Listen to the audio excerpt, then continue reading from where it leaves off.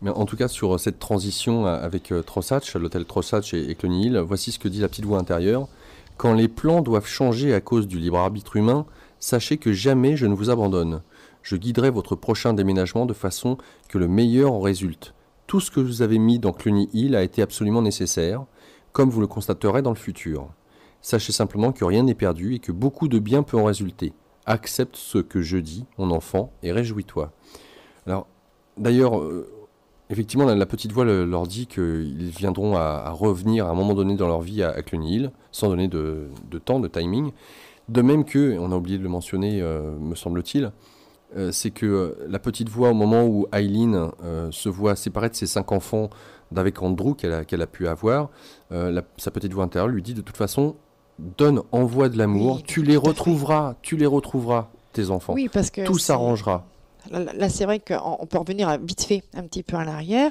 C'est qu'Andrew demande le divorce et demande une injonction par laquelle Eileen n'avait pas le droit même pas d'envoyer de cadeaux, rien du tout, ni d'écrire, hein, parce qu'Eileen le faisait quand même, si elle n'avait pas le droit de voir ses enfants. Elle envoyait des cadeaux pour l'anniversaire, elle Des envoyait des lettres. petites lettres, et tout lui revenait à chaque fois. Et à un moment donné, Andrew a demandé au juge qu'il envoie une injonction donc à Eileen en disant qu'il ne voulait plus rien qu'elle envoie du tout Jusqu'à la majorité des enfants. jusqu'à la majorité des enfants. Et c'est vrai que pour elle, ça a été dur ce moment-là. Et à chaque fois, la petite voix lui disait non, fais confiance, envoie de l'amour à Andrew, envoie de l'amour à tes enfants et tu verras que tu les retrouveras un jour et que tout ira bien. Envoie de l'amour. Voilà. À chaque fois, c'était vraiment le mot amour qui revenait. Donc on revient un petit peu à l'hôtel Trossachs dans lequel il se retrouve, de devoir gérer. Alors magnifique hôtel, plus beau que Cluny Hill. Ils se disent bon bah si on gère celui-ci comme on a géré l'autre, pas de problème. Seulement Charles, donc je disais qui est le cuisinier, lui a une très bonne intuition et leur dit là, d'ailleurs. Au début, Peter et moi écartâmes la rumeur selon laquelle les Trossachs étaient le cimetière des gérants.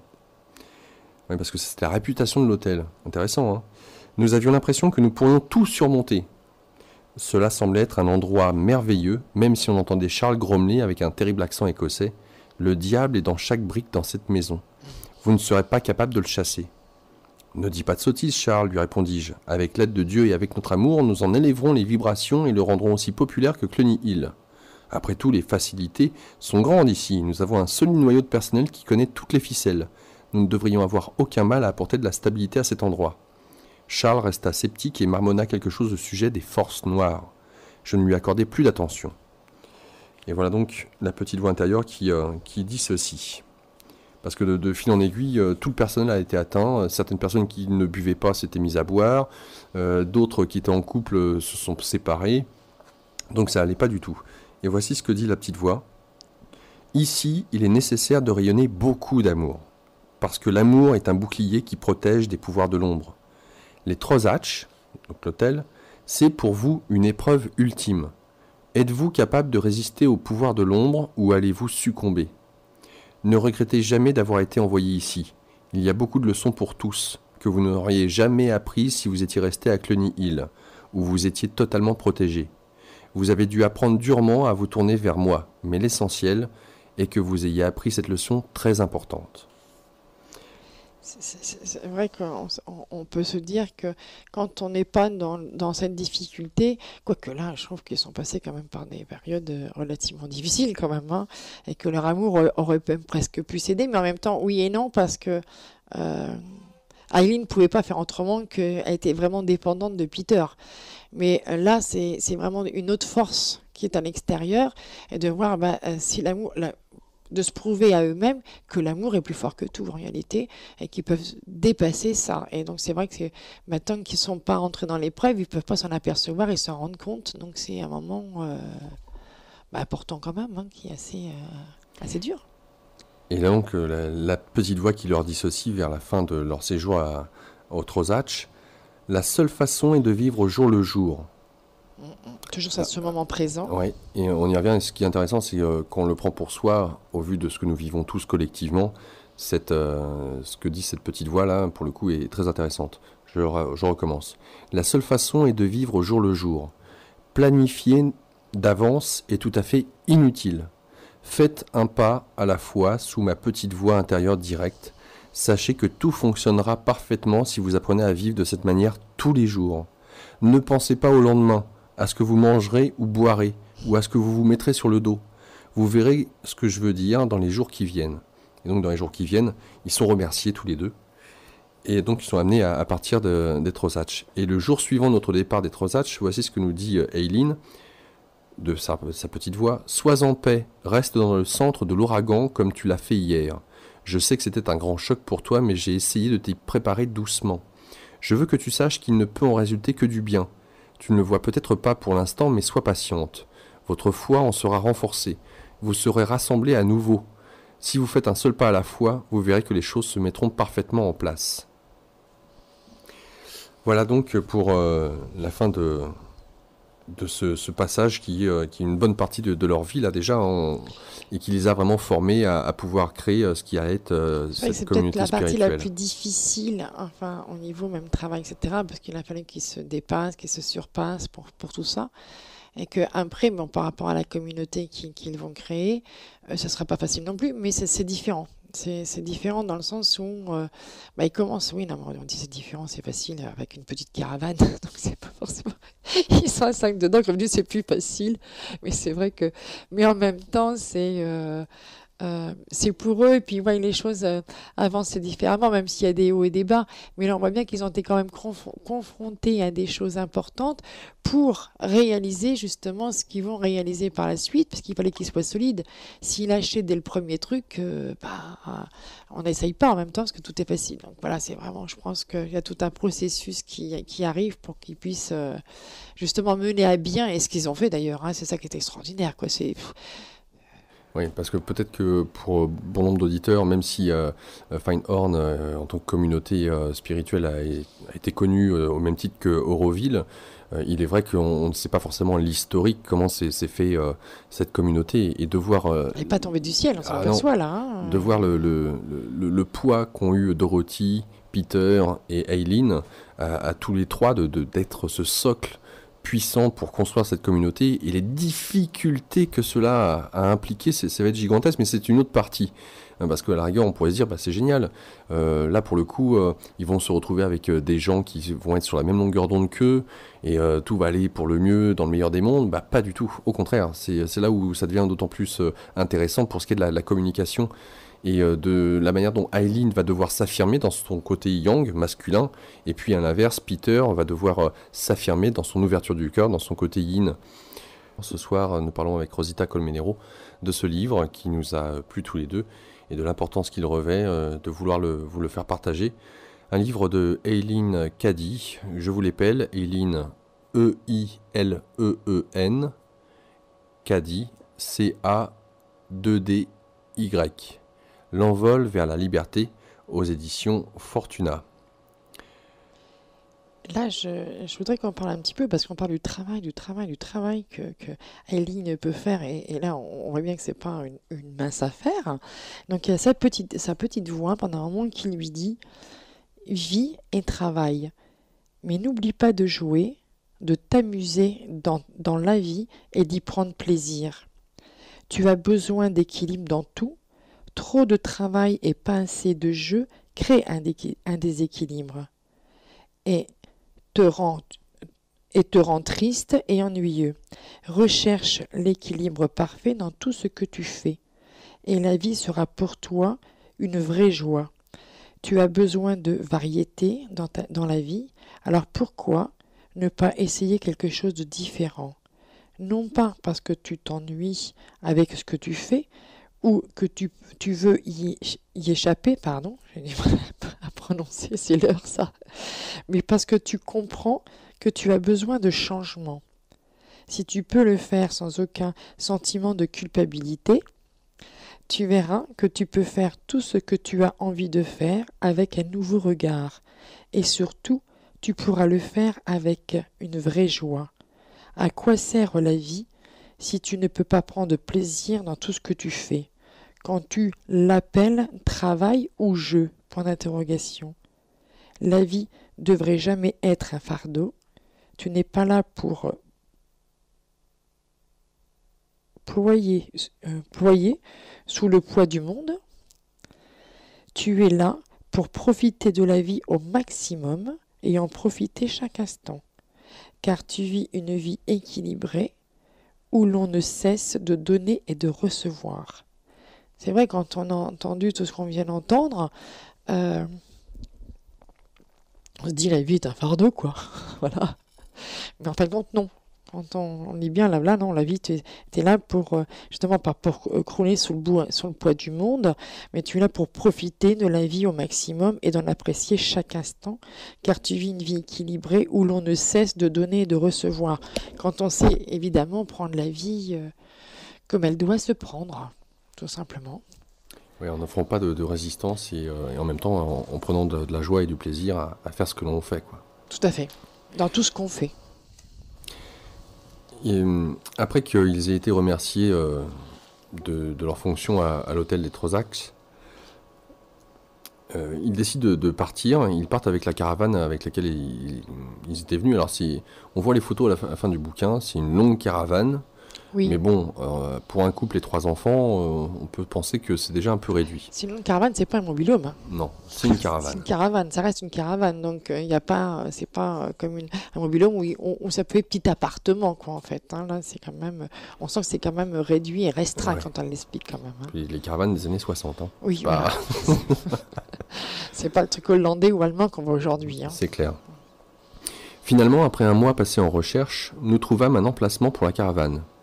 Dans un creux, sur le terrain de caravaning de la baie de Feinhorn, dans un creux, à 1,5 km du village de Feinhorn. On me remit en mémoire les nombreuses fois où nous étions passés tout près en allant à la plage en disant « Qui voudrait vivre dans un pareil dépotoir ?»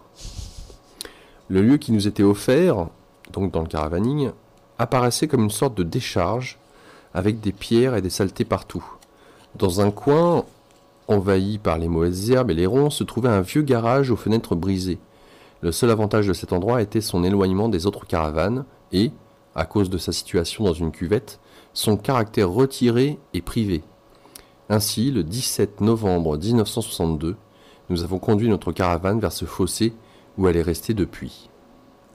Oui, donc là, c'est intéressant comme ils peuvent voir. Justement, c'est là où on va s'installer après la communauté, mais comme ils peuvent voir le terrain, quoi, c'est vraiment, on voudrait même pas y vivre, c'est, y a rien, c'est le terrain est pauvre, voilà, c'est même pas un garage pour une caravane à la limite, quoi, c'est vraiment. Voilà un petit peu on vous dresse un peu le tableau. Hein. Je m'étais résigné à passer l'hiver dans notre petite caravane de rien du tout. Cela ne me plaisait pas, mais je l'acceptais comme du provisoire. Je mettais tous mes espoirs dans ce que Dieu avait arrangé pour nous dans le futur et me décidais à nous installer le plus confortablement possible en attendant. Cet hiver-là fut froid et venteux. L'eau gelait dans les tuyaux et nous devions aller la chercher dans les toilettes publiques, à plusieurs centaines de mètres de là. Mais les enfants adoraient ce temps froid et neigeux, et ils allaient en luge à l'école tous les jours, se tirant l'un l'autre. David, Jonathan et Christopher avaient respectivement 4, 6 et 7 ans. Notre espace vital était on ne peut plus restreint. Les 3 garçons partageaient une petite chambre à un bout avec un lit, une place et 2 couchettes superposées. Tous leurs vêtements et leurs quelques jouets étaient rangés dans les boîtes sous les lits. À l'autre bout de la caravane se trouvait la pièce qui servait tout à la fois de salle à manger, de salon et de chambre à coucher. Notre lit double se repliait contre le mur dans la journée et tous les soirs, avant de pouvoir le rabaisser, nous devions empiler les 2 fauteuils sur le divan, le pousser dans un coin, entasser les 4 chaises à côté et rabattre la table. Cette pièce menait à la salle de bain et chaque fois que quelqu'un voulait y aller, il devait traverser notre chambre. Nous ne pouvions avoir aucune intimité. L'étroit passage situé entre la chambre des garçons et la pièce principale était ma cuisine, constituée d'une gazinière à gaz à feu double, avec un four minuscule, près d'un tout petit évier. Il fallait littéralement se faufiler pour passer derrière moi pendant que je cuisinais. C'était toute l'étendue de notre logement. Peu de temps après notre installation, ma petite voix intérieure me donna ce message. Alors pour ceux qui sont dans le dénouement, ou qui ont le sentiment d'être dans le dénouement, voici ce que dit la petite voix à Eileen. « Apprends à faire le compte de tes bénédictions et rends-moi grâce constamment. Tu verras combien tu es béni. Je te dis très clairement que l'unité est absolument essentielle entre vous tous. Il faudra tout faire pour la maintenir. L'atmosphère dans cette caravane est si importante pour le travail. Accepte le fait que je vous ai placé ici dans cet espace confiné pour que vous puissiez apprendre à travailler tous ensemble en parfaite harmonie. Si, sur les grandes questions, vous êtes capable de trouver l'unité, Vous le devez aussi pour les points de moindre importance. Cela signifie que vous soyez sensible et compréhensif envers chacun. Vous êtes aussi différent que le jour et la nuit, mais rappelez-vous que ce n'est pas par hasard que vous avez été réunis dans ces circonstances. Tout vient de mon plan. En conséquence, vous avez quelque chose à accomplir. Si vous arrivez à le faire et à trouver l'unité dans ces conditions, d'autres groupes pourront le faire également. Ne désespère jamais, je suis toujours avec toi. Oui, mais c'est pas... Quand on entend, oui, c'est sympa, quoi, c'est sympa, merci mon Dieu. Mais c'est vrai que c'est toujours pour préparer pour la suite après.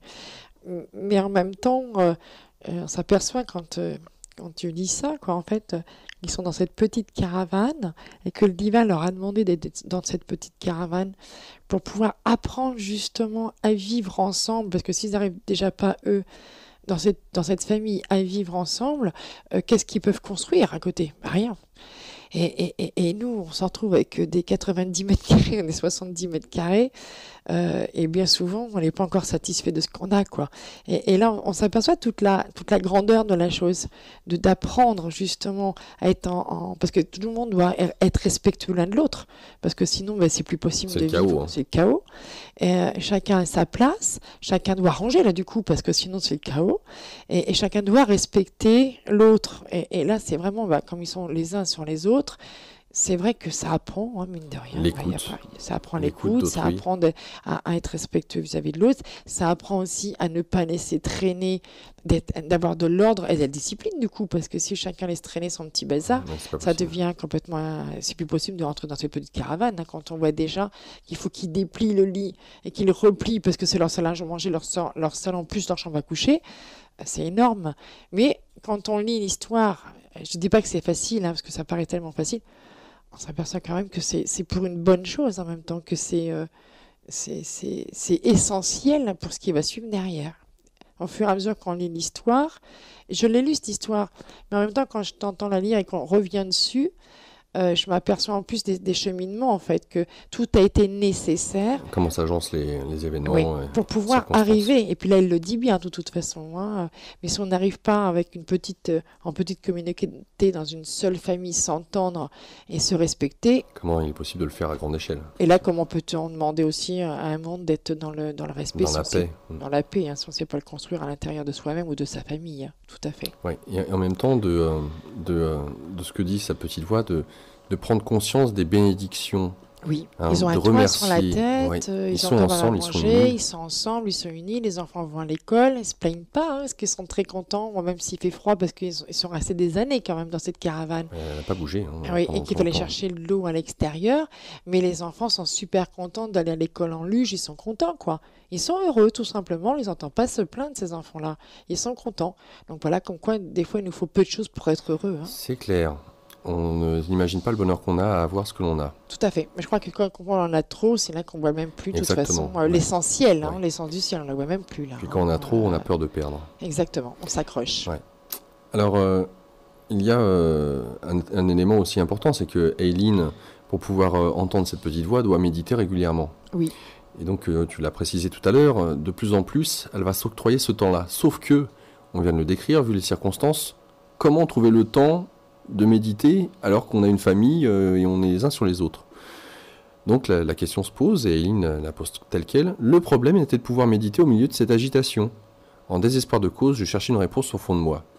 Et la petite voix lui dit: pourquoi ne descends-tu pas aux toilettes publiques? Oui. Me dit-on, tu y seras parfaitement au calme.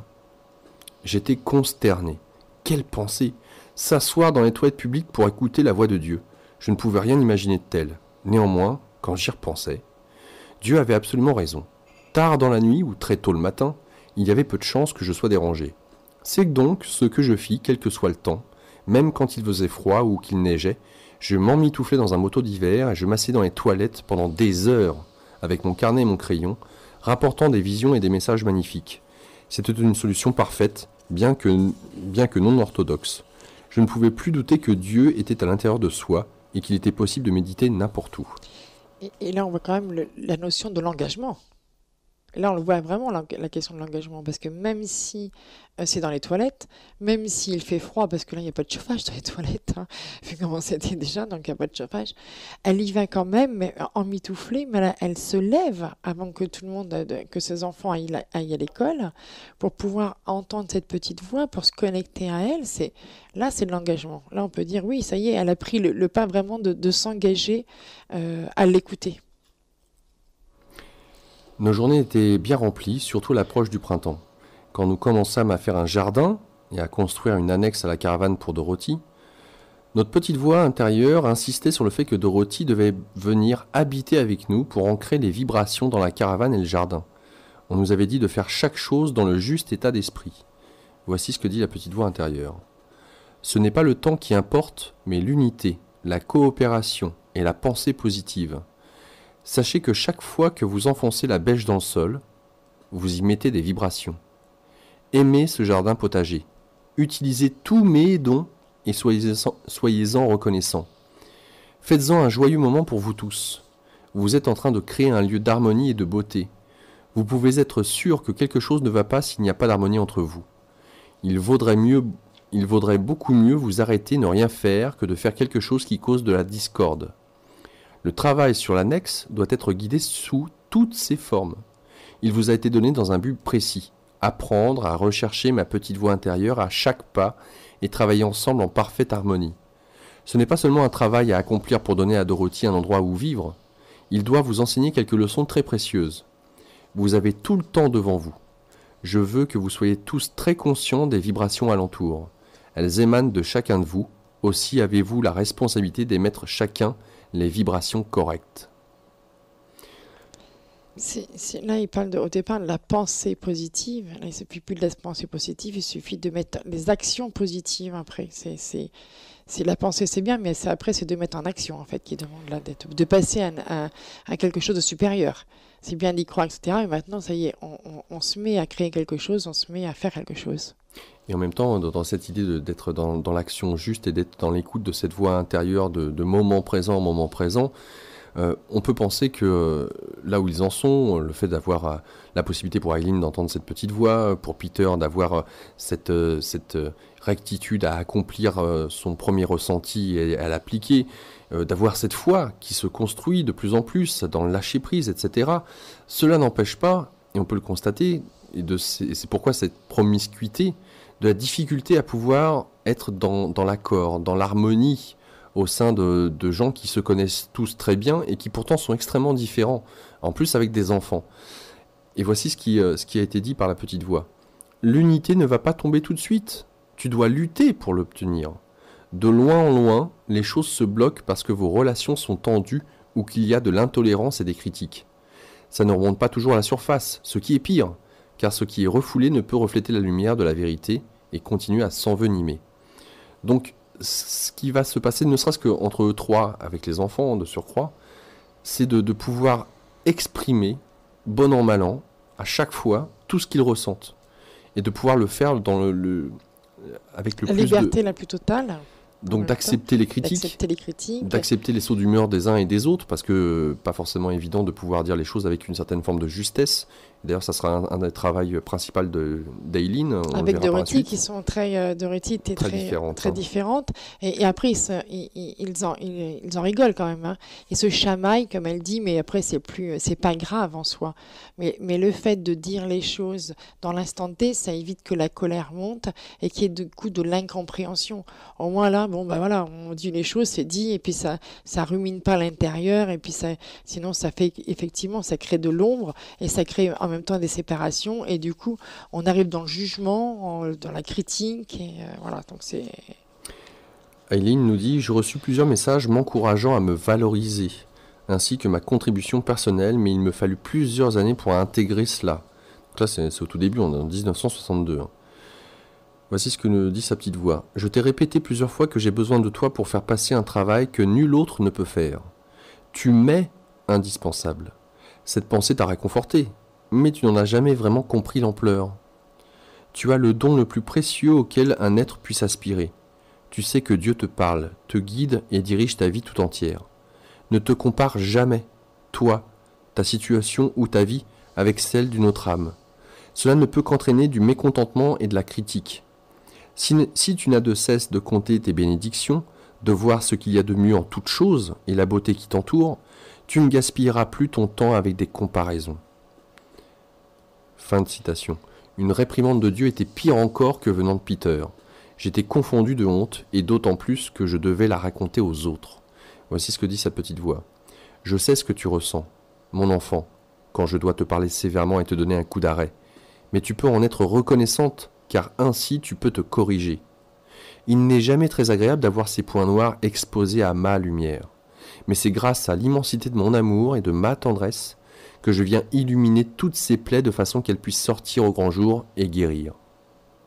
Oui, pour la pousser plus en avant, à force d'être même dans l'humilité et pas de savoir, elle prend pas son... Elle ne peut pas sortir, je veux dire,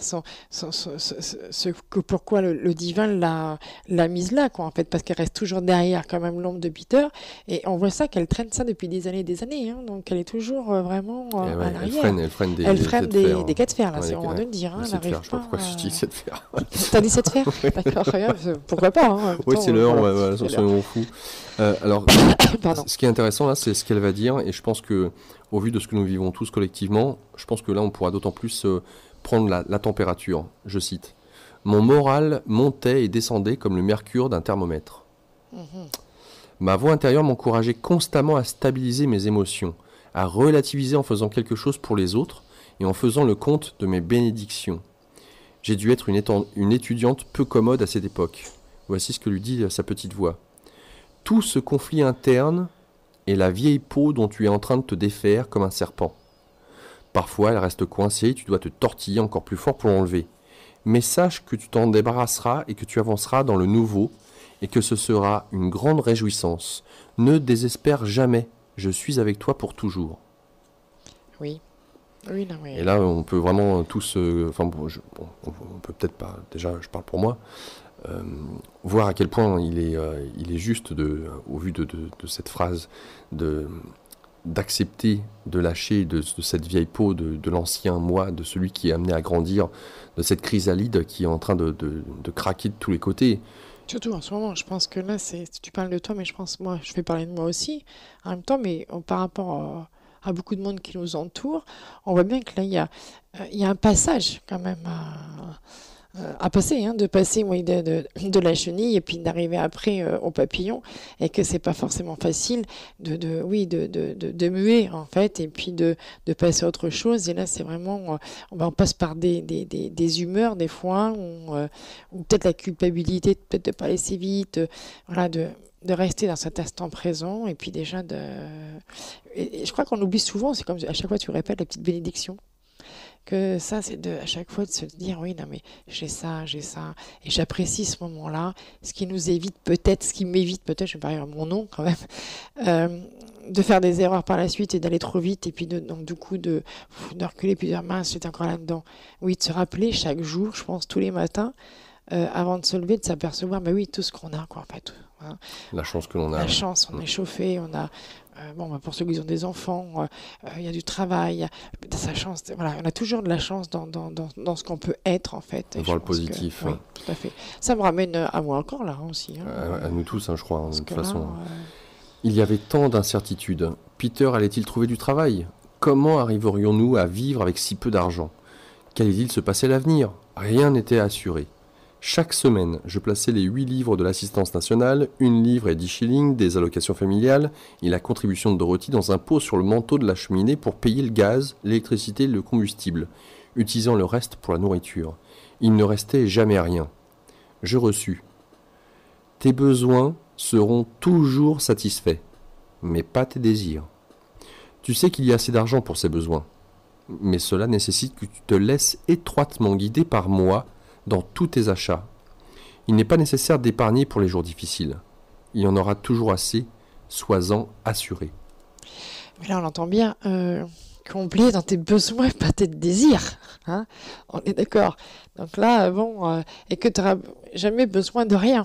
Donc c'est vraiment. Alors ça veut pas dire non plus qu'elle n'a pas le droit, je veux dire, d'avoir un manteau pour l'hiver, hein, c'est pas ça. Mais c'est le superflu, c'est ce qu'il dit en fait. Il n'y a pas besoin forcément de superflu, hein. Donc, ça ramène là vraiment bah, d'être dépossédé de tout, hein, en même temps, hein, d'avoir le minimum pour vivre, tout en pouvant vivre correctement. Est-ce qu'on a besoin de tout ce superflu Alors, il y a donc forcément dans la société où on vit, là, c'est clair. Là, ça fait mal. avec les vagues de chômage et autres qui viennent, où le sentiment d'insécurité est plus grand, où tout ce qui est justement attrait au sécuritaire, hein, on achète des coffres forts, ça se vend très très bien, hein, ce coffre fort, hein. Les caméras, tout ce qui a trait, on va dire, à la sécurité, hein. Donc, vouloir se protéger par peur de perdre, et de voir que finalement, le besoin, c'est une chose, mais après le superflu, qu'est-ce que vraiment le superflu? De ce dont on a réellement besoin. Qu'est-ce qui, pour tout à chacun, chez nous, regardons ce que nous avons dans nos placards, qu'est-ce qui nous sert, qu'est-ce qui ne nous sert pas, qu'est-ce qui pourrait servir à autrui? Oui, tout à fait, de partager. De partager. Peut-être de le vendre, et pourquoi pas? À l'heure actuelle, si on reste dans l'armoire pendant 3 ans, on peut le donner aussi, hein. À quoi ça sert? Oui, donc le partage peut être une très bonne chose pour aller à l'essentiel. Oui, je pense que ça aiderait quand même pas mal de personnes. Vraiment, voilà, de partager, et puis oui, non, mais on est toujours accroché à certaines choses, peur de vider son armoire, parce que demain, s'il n'y avait plus rien à se mettre, ou remplir le frigo, puis d'en jeter la moitié. Peur aussi de manquer de nourriture. C'est vrai qu'il faudrait que tout soit recadré, qu'on va y arriver pendant un moment donné, hein. Je pense qu'il y a des valeurs ici qui nous sont distribuées tout à fait, ouais. Pour tout à chacun, ouais. Et de savoir les entendre, et que se dire, bon, oui, ok, je m'engage, mais j'entends ces valeurs et je me mets sur la route, même si c'est pas facile, hein. Je pense que ça sera beaucoup plus facile, quoique, quand on est attaché au matériel, c'est peut-être plus difficile encore parce que n'étaient pas dans ce matériel-là. Mais en même temps, c'est de prendre conscience, j'ai quand même... là, il n'y avait pas de machine à laver, il n'y avait rien, quoi, en fait, hein. Donc la fatigue et tout ça, là, avec quand même des enfants, etc. De se dire, bon, ben là, j'ai quand même de la chance d'être quand même... Et je peux être quand même aidée, quand même. Et donc là, c'est de continuer et puis de s'engager pour essayer de lâcher un maximum de choses quand on n'en a pas besoin, de ne pas s'agripper pour ne pas se faire mal. Parce qu'on se fait mal, hein, quand on s'agrippe de toute façon, hein. Rien ne nous appartient dans ce monde, hein. Avant que tu ne t'ouvres, dit cette petite voix, avant que tu ne t'ouvres, demande à être nettoyé et purifié. Quand tu l'es, seule la vérité peut filtrer parce que je ne laisserai passer aucune fausseté. C'est ta plus grande protection. Aie entièrement foi en ce qui t'arrive en ce moment, car il y a tellement de choses dans le royaume supérieur que tu es incapable de voir avec tes yeux humains. Mais tu les sens et tu les connais avec tes facultés supérieures qui sont beaucoup plus fiables. Alors, tous les soirs, Peter, Dorothy et Eileen passaient à peu près 1 heure à 2 heures à méditer pour être à l'écoute de ce travail intérieur, à l'écoute de cette petite voix. Ils étaient donc reliés avec différents centres, si je puis dire, différentes communautés ou groupes de personnes à travers le monde, notamment Naomi aux États-Unis, oui, qui était présente, et d'autres personnes. Alors des fois, Eileen dit avoir reçu des visions. Par exemple, elle dit « Parfois je recevais une vision des membres de ces groupes. L'un d'eux était un groupe d'hommes d'affaires en Turquie. C'est impressionnant. Je les vis tout à fait clairement, vêtus de costumes conventionnels autour d'une silhouette centrale. J'eus la vision d'un groupe en Hollande qui avait un quelconque lien avec la famille royale des Pays-Bas. Un autre groupe en Sibérie et un autre en Amérique du Sud. J'étais également relié à des aborigènes en Australie et à des bushmen dans le désert du Kalahari en Afrique du Sud. » Donc, là aussi, peut-être par rapport à la vision qu'on peut se faire de groupes, de communautés spirituelles, là, on a aussi bien des personnes qui sont apparemment de la famille royale, on a des hommes d'affaires, on a des bushmen, des aborigènes. Donc, là aussi, sur les apparences, hein, de ceux et celles qui, pourrait-on penser, sont, on va dire, étiquetés spirituels et autres, on peut effectivement balayer tout ça en se disant que finalement, qu'importe si on a ou pas de l'argent, si on a beaucoup, partie d'une élite pour pouvoir, ou d'avoir lu tous les bouquins de la Terre, ou d'avoir été initié par je ne sais pas qui, pour pouvoir justement répondre. je pense que là, elle nous fait voir que c'était quand même une petite dame chez elle, hein, tout simplement, une petite femme d'intérieur qui arrive là. C'est qu'on a tous un dessin, pas forcément son chemin à elle, hein, parce que vraiment, elle a fait quelque chose avec Peter d'extraordinaire et à cette époque-là, parce qu'elle était venue faire ça. Mais dans notre vie, je pense, quotidienne, qu'on a tous quelque chose à faire. Déjà d'instaurer l'amour chez soi, tout simplement, déjà, et ça, je crois qu'elle nous l'exprime bien, et à travers tout ça, il n'y a que l'amour qui s'en dégage. Déjà d'apprendre à vivre ensemble dans sa simple famille, avec ses enfants en harmonie, comme il est dit, sans forcément crier, ou sans forcément de trouver le juste milieu déjà avec la personne avec qui l'on vit. Je pense que déjà là, c'est énorme de prendre conscience de ça, et je pense qu'on a tout à chacun ce rôle à jouer de toute façon dans cette vie-là, d'amener la paix à l'intérieur de soi et de sa famille pour qu'elle puisse résider dans le monde. La petite voix leur dit, le travail que vous faites le soir devrait être pris dans vos cœurs jusqu'à ce que vous en arriviez à sentir les vibrations de chaque centre. Avec certains de ces centres magnétiques, vous avez peu de perception. Passez du temps avec eux pendant la journée ou la nuit, jusqu'à ce que vous commenciez vraiment à en faire l'expérience et à les connaître. Chacun d'eux doit faire partie du tout. C'est un réseau de lumière. Par conséquent, chacun devrait être relié aux autres. Si vous avez l'impression que certains de ces centres sont isolés, c'est parce qu'ils ne savent pas comment ni à qui se rattacher. Apprenez à ressentir les imbrications de chaque centre, jusqu'à ce qu'il n'y en ait plus aucun laissé à lui-même. La force vient de la capacité de rattacher et d'unir les centres. Une autre fois, ils reçoivent « Comprendre, c'est élargir votre imagination pour essayer de vivre la vie de l'autre personne. Vous devez être prudent, car il est si facile de piétiner et d'écraser si vous n'êtes pas très sensible. Je vous ai demandé de faire cela avec chaque centre magnétique. Les comprendre est une tâche considérable. Tous sont différents et doivent être appréhendés différemment. » Donc il y avait cette idée déjà dès les débuts de Feyenoord, alors qu'ils étaient que tous les trois, de pouvoir créer ce faisceau, ce pilier avec d'autres centres énergétiques, notamment plus loin dans le livre, je ne sais pas si tu te rappelles, il fait mention du mont Shasta. Oui.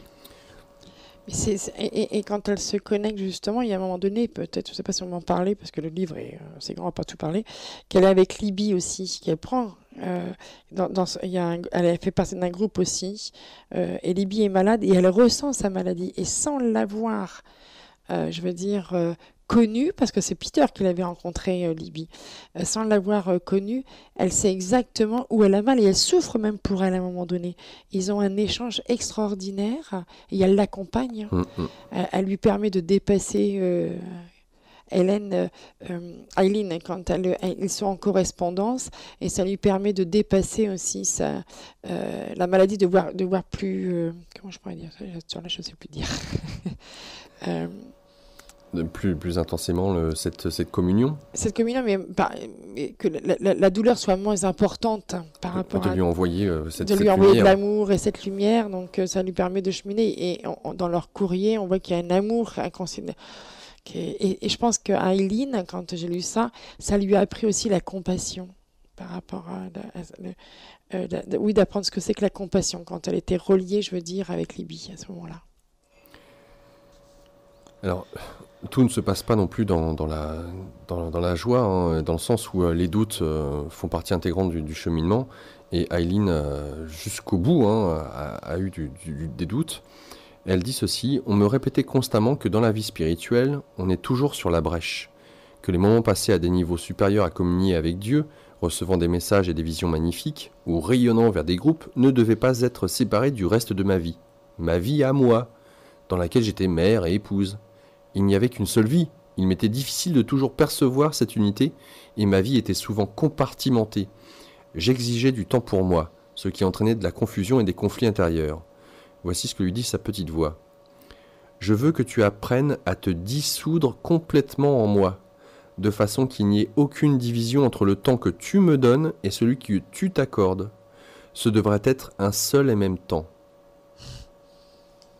Mais c'est vraiment d'être dans l'unité, de fusionner, je ne sais même pas si c'est le mot fusionner, mais faire partie du même, de la même chose, du même, c'est un liquide, c'est du même liquide, quoi. C'est vraiment. Donc là, en fait, ils ont vraiment conscience d'élever un centre énergétique à travers ce petit caravaning, là, hein, ce petit espace où ils ont commencé à faire un jardin. Ils sont pour l'instant tous les trois, mais ils savent ce que leur petite voix leur dit, à savoir qu'il va y avoir beaucoup de monde qui va venir. Or, pour eux, ça leur paraît improbable parce qu'ils sont perdus au milieu de nulle part. C'est un trou paumé. Alors, ils sont en train d'essayer de l'améliorer, hein, à travers ce petit caravaning. Peter, d'ailleurs, l'a mis un bon coup de gomme parce qu'il va chercher aussi je crois que c'est à la mer, etc., des produits pour pouvoir remettre dans son jardin pour que la terre puisse reprendre. Tout Et il a à des fait. indications par rapport à ça, par rapport à la Notamment terre, avec hein. du compost. Oui. Et ce que leur dit leur petite voix, c'est de prendre conscience qu'à chaque fois qu'ils travaillent la terre, qu'ils le fassent avec le plus d'amour possible, car ils ancrent les énergies d'amour dans la terre. Et que cette dernière va pouvoir rayonner et tisser un réseau de lumière avec les autres centres ou les groupes de personnes dont on parlait tout à l'heure. Donc c'est pas le moindre des travails. Et puis de surcroît, leur petite voix leur dit, parce que oui, un autre élément, c'est que c'est les années 60, en tout cas aux États-Unis, c'est le début des hippies, hein, comme on dit, hein, la New Beat Generation. Donc à partir de là, bon nombre d'Américains vont partir un peu partout dans le monde, hein, que ce soit en France, en Angleterre, en Écosse, bien évidemment, en Inde, dans tous les pays d'Asie. Et leur petite voix leur dit va falloir accueillir tout ce monde-là. Oui. Et sans faire payer, et gratuitement. Et là, comment c'est possible? Comment on va pouvoir accueillir les personnes gratuitement?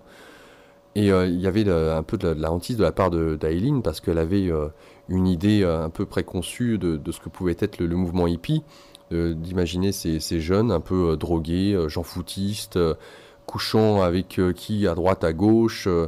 Donc elle aussi, elle avait ses idées bien préconçues sur ce qui était juste ou pas juste. Et puis là, on leur demande à nouveau de balayer tout ça et d'écouter cette petite voix pour savoir si telle ou telle personne, ce serait juste pour elle qu'elle reste un temps, qu'importe le temps en tout cas, mais de pouvoir l'accueillir. Il n'y a pas de temps, hein, parce qu'il me semblait il pouvait rester 15 jours, une semaine, comme un mois, comme il y en a qui sont pas repartis en fait. Hein, donc ça fait à mesure. Mais là, on se demandait comment ils font, comment ils couchent là. Oui, tout à fait. Bah, ils ont commencé alors, il y avait d'autres caravanes aux alentours. Ils ont commencé donc à agrandir, à racheter des Voilà, caravanes. acheter, des caravanes au fur et à mesure pour pouvoir faire grandir. Mais là, on s'imagine là à rien du tout, un petit terrain avec rien du tout, avec une caravane. Après, c'est la caravane de Dorothy qui arrive. Et après, là, c'est des petites caravanes qui rachètent au fur et à mesure pour pouvoir abriter du monde. Et on se dit là, quand même, c'est démarrer de rien. Parce qu'après, il y a quand même des centaines de personnes qui sont venues là, Oui. dans cette communauté. Hein. Alors, faut savoir que Dorothy, Aileen et Peter sont restés quand même 3 ans seuls Oui. à ancrer. Hein. Ils ont fait leur potager. Ils ont fait des expériences parce que Dorothy a été amenée à travailler avec les devas des plantes. Et ils ont expérimenté comment ils pouvaient faire en sorte de développer leur potager. Alors Dorothy disait, bon bah voilà, on va travailler avec le chant des oiseaux le matin. Peter qui disait, bah non, on va leur faire entendre du Mozart ou du Beethoven ou qu'importe de la musique classique. Donc ils ont expérimenté toutes sortes de techniques, notamment donc de travailler avec les devas pour pouvoir développer ce potager, alors que la terre du caravaning où ils étaient n'était pas censée pouvoir avoir un potentiel pour pouvoir faire ce potager. Et c'est devenu par la suite relativement luxuriant. Hein.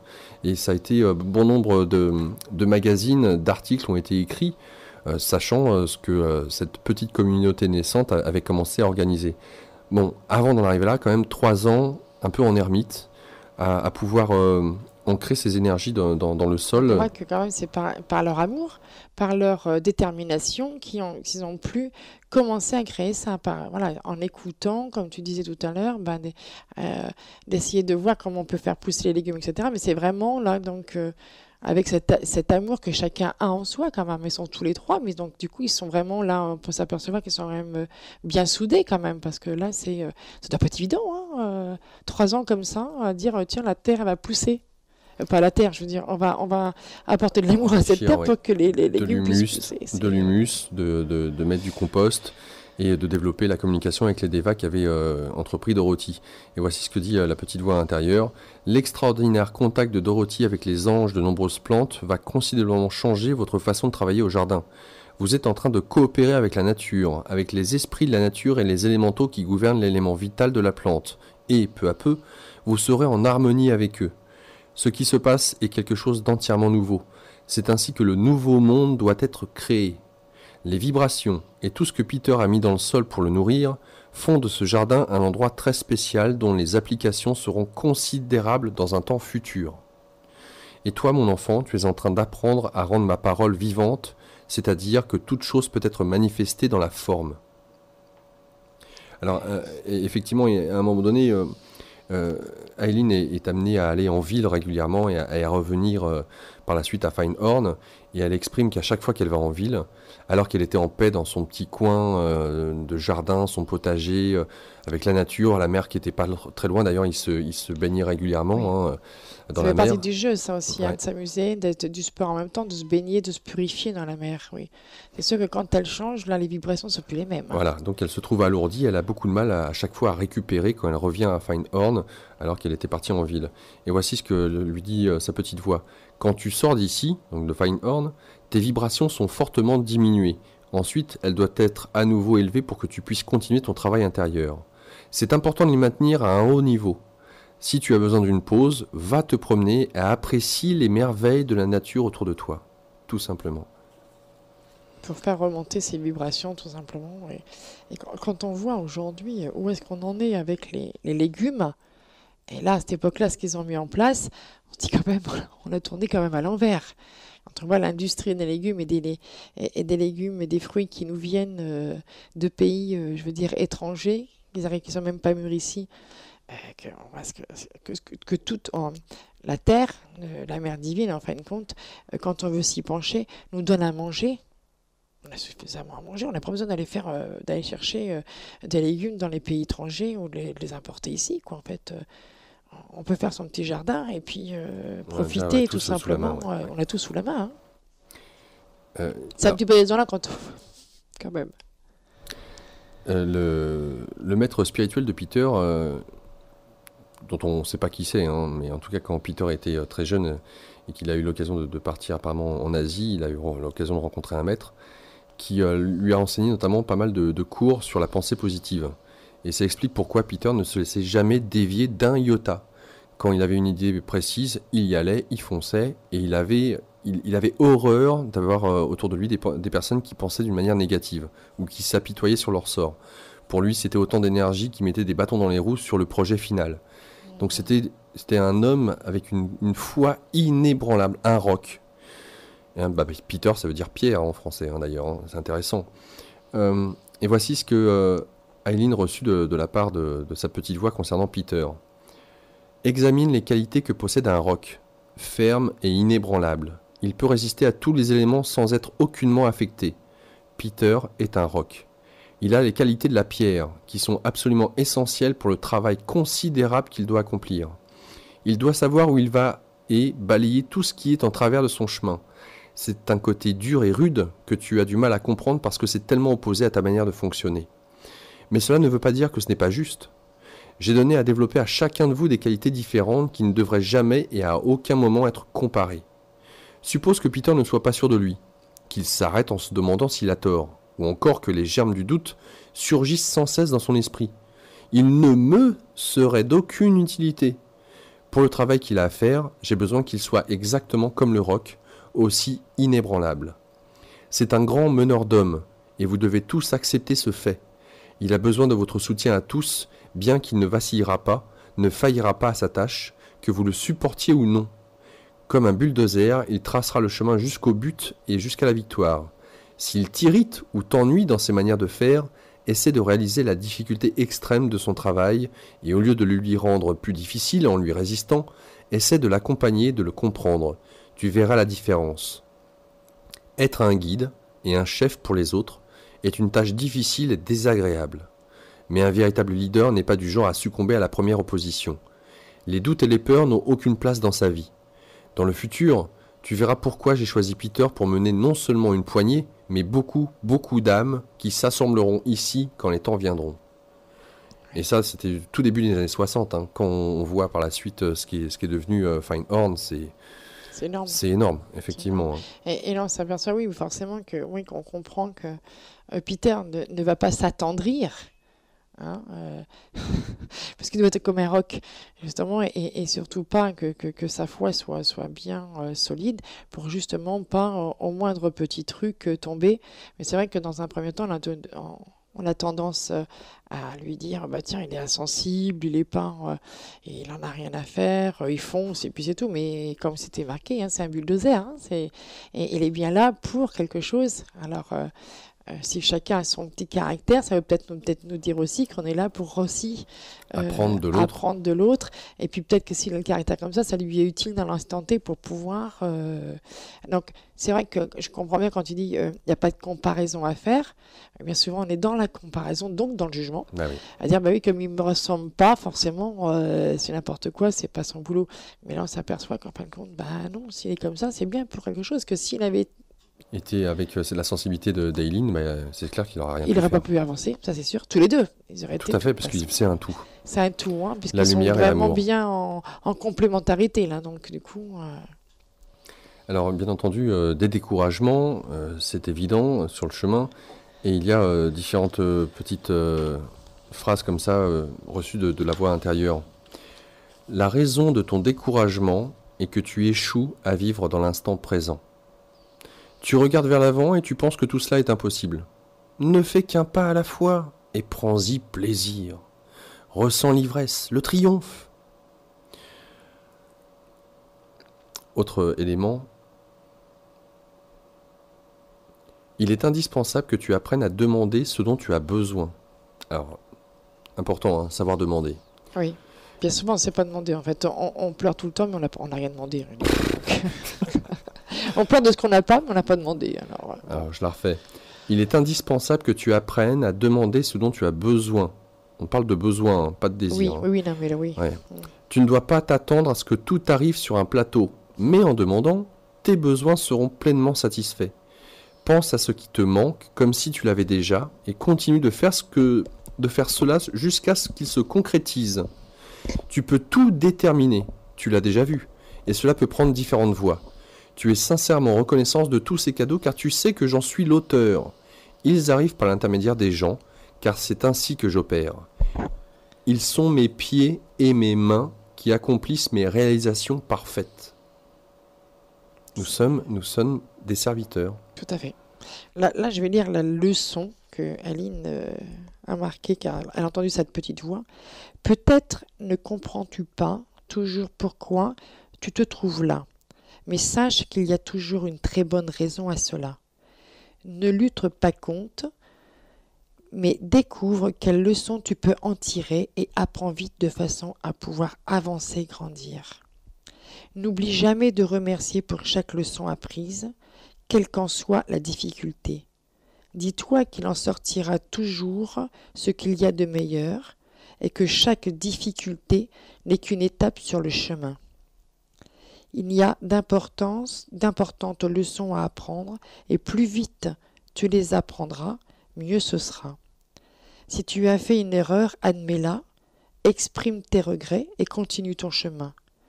Tu ne perdras ainsi pas de temps à essayer de te justifier et à prouver que tu as raison. Tu as beaucoup de leçons à apprendre. Apprends-les vite et évite de répéter 2 fois la même erreur. Si tu refuses d'apprendre une leçon, elle te sera représentée d'une autre manière. Il y a toujours la voie facile, mais si tu refuses de l'accepter, la voie la plus difficile te sera présentée. Pourquoi ne pas apprendre la voie facile? La vie est très simple. Pourquoi te la rends-tu compliquée? Toujours pareil, hein, c'est même quoi en fait. C'est tirer de leçons de ces expériences. Donc, un élément important qui vient se rajouter, on avait parlé de Peter, Dorothy et Eileen, et il y en a un quatrième qui arrive, c'est Naomi, qui vient des États-Unis et qui la rejoint. Très importante tout dans à fait. l'histoire. Donc, cette médium. Alors, un autre élément, puisque les 4 qui représentent les piliers de ce que va devenir Findhorn continuent leur travail avec de méditation, à tisser ce réseau, ce lien énergétique avec les autres centres. Et voici ce que dit la petite voix. Éveillez-vous à l'état critique du monde. C'était en 1960 et quelqu'un, je te rappelle. L'humanité est en train de s'éloigner encore plus de sa source, de tout ce qui est bon, vers l'obscurité. Vous pouvez sentir l'inquiétude, l'agitation partout. Les hommes se sont attirés cela par la volonté de leur ego. Ils ont fait le choix du pouvoir, de l'avidité, de la haine, de la jalousie et de l'envie, et ils doivent en subir les conséquences. Il n'y a aucun espoir d'éviter l'écroulement, mais la façon dont cela arrivera peut être accélérée ou ralentie selon le comportement de la race humaine. La situation va empirer, l'obscurité va grandir et envelopper de nombreux pays dans le monde, parce que les êtres humains ont détourné leur visage de moi. Tu as l'impression que tout cela est très déprimant ? Mon enfant, prends du recul et ne t'implique pas dans ces événements écrasants. Sois prête à tout, mais reste détachée. Pense à l'histoire de Noé. La vôtre et la sienne présentent beaucoup de points de similitude. Il a avancé courageusement et fit ce que je lui avais demandé sans jamais laisser son mental ou les opinions des autres troubler le plan. Mon enfant, cet endroit est une forteresse faite de vibrations venant d'en haut, du centre de la terre et des profondeurs de vous-même. C'est la plus puissante des forteresses qui puissent être construites. Peux-tu imaginer que je vous ai installé dans un endroit destiné à être balayé par le premier soulèvement ? Vous serez sauf, absolument sauf. Je ne vous abandonnerai jamais. Garde dans ton cœur le même sentiment que tu avais pendant la guerre, quand les bombes tombaient tout autour de toi. Ta foi est désormais 100 fois plus grande. Tu vois maintenant pourquoi il est vital d'établir le contact avec les centres magnétiques. Tout autour du globe, il y a des endroits où la lumière brille nuit et jour, devenant de plus en plus forte à chaque instant. Alors élève ton cœur, qu'il soit fort comme un lion et doux comme une colombe. C'est foi et prière qu'Hélène Kendi, je vais lire un petit passage de ce qu'elle a pu dire. Un jour que j'étais en train de lire un passage de la Bible que je connaissais bien, on aurait dit que les mots se détachaient pour moi. C'étaient les paroles de Jésus. Si vous avez de la foi, comme un grain de sénévé, vous direz à cette montagne, passe d'ici à là-bas, et elle y passera, et rien ne vous sera impossible. Alors que j'ai médité sur ces paroles, je me suis demandé quelle était la montagne la plus haute pour l'humanité aujourd'hui, une montagne ayant besoin d'être franchie par la foi, comme un grain de sénévé. La montagne qui m'est apparue était la peur. Je pense qu'il y a tant de peur dans le monde que c'est comme un ulcère qui ronge tout ce qu'il y a de bon, de positif et de beau, et qui laisse tout ce qu'il y a de négatif et de pourri. C'est l'humanité réprimée. La peur est l'un de nos pires ennemis. Je sais qu'elle peut m'empêcher de faire ce que j'ai à faire, mais je suis consciente que tant que je ne serai pas prête à affronter mes peurs, je ne pourrai jamais m'en défaire. J'ai compris que tant que j'essaie d'éviter mes peurs, elles peuvent devenir comme des monstres, tandis que si j'ai le courage de les affronter, elles sont de plus en plus faciles à gérer et finissent parfois même par se dissoudre dans le néant. C'est avec la foi et la prière que je fais face à mes peurs. La foi est plus grande et plus puissante que la peur. J'affirme ma foi et ma confiance, que tout est bien dans le monde, qu'un vaste plan se met en place, et que tout est entre les mains du Créateur, et que tout ce qui arrive dans ma vie est pour le mieux. Comment je prie ? Pour donner le ton de la journée, je me réserve un temps d'harmonisation tôt le matin au réveil, avant que mon esprit ne se laisse entraîner par tous les événements et les activités de la journée. Je m'aperçois alors que ma vie est comme une toile vierge. Pour moi, ces premiers instants doivent être clairs et nets, pleins d'amour, d'inspiration et d'espoir pour cette nouvelle journée qui s'annonce. Je fais appel à ce qu'il y a de plus élevé en moi-même et je communique avec. Je sais que tous mes besoins sont merveilleusement comblés avant même que je ne les exprime. C'est en cela que ma foi dans mon contact avec le divin en moi est si nécessaire. Quand je commence la journée ainsi, Je sais qu'elle sera pleine de merveilles, car je vis en harmonie avec les lois divines. La première chose que je dis le matin, c'est « Je suis là, Dieu, fais de moi ce que tu voudras. Je m'offre pour être utilisée comme il lui plaira, en étant parfaitement consciente de ce que cela implique. » Puis je passe un moment en prière et en méditation après avoir lu le passage pour la journée dans la petite voix. Je commence dans ma chambre avant de continuer dans le sanctuaire où j'enracine alors les énergies du Christ pour l'ensemble de la communauté. Je suis là pour me centrer, m'équilibrer et me stabiliser, et pour vivre ma vie quotidienne. Un jour que je disais « Que ta volonté soit faite », j'ai compris que je me séparais de Dieu, qu'il y avait Dieu et qu'il y avait Aileen, et d'une certaine manière, il y avait quelque chose de faux dans cette séparation.